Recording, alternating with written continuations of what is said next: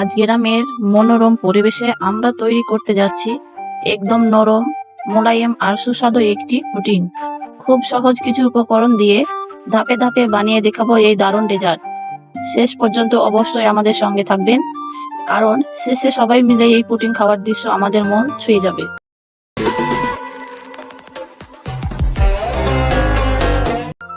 প্রথমেই একটি বড় পাত্রে 1 লিটার দুধ জাল করে নিচ্ছে।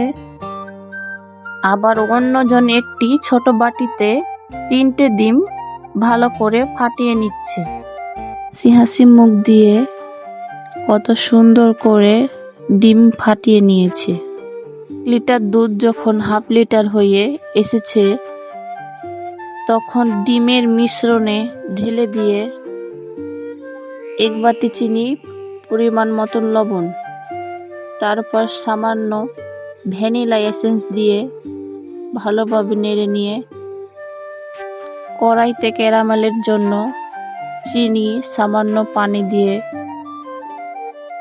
ক্যারামেলটা কত সুন্দর ভাবে তৈরি করতে পেরে নিয়েছে ছোট বাচ্চারা, দেখেন। আর একটি মুকালা বাটিতে ক্যারামেল ঢেলে নিয়েছে। পুডিং বানানোর জন্য সমস্ত উপকরণ বাটির মধ্যে ঢেলে দিয়ে মুখটা ভালো করে বন্ধ করে নিয়েছে। কড়াইতে পরিমাণ মতন পানি দিয়ে এবার কড়াই ঢাকনা দিয়ে বন্ধ করে দিয়েছে।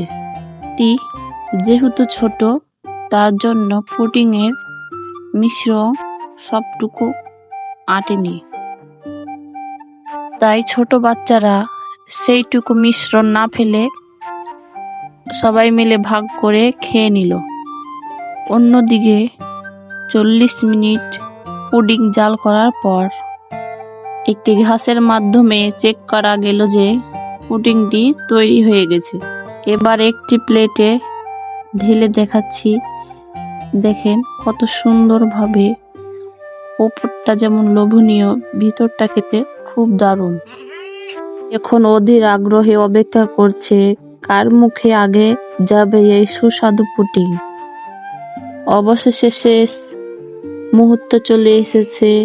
নরম, মোলায়েম আর একেবারে মুখে গলে যাওয়ার মতন পুডিং এখন পরিবেশন করা হচ্ছে বাচ্চাদের হাসি খুশি আমাদের সঙ্গে থাকার জন্য।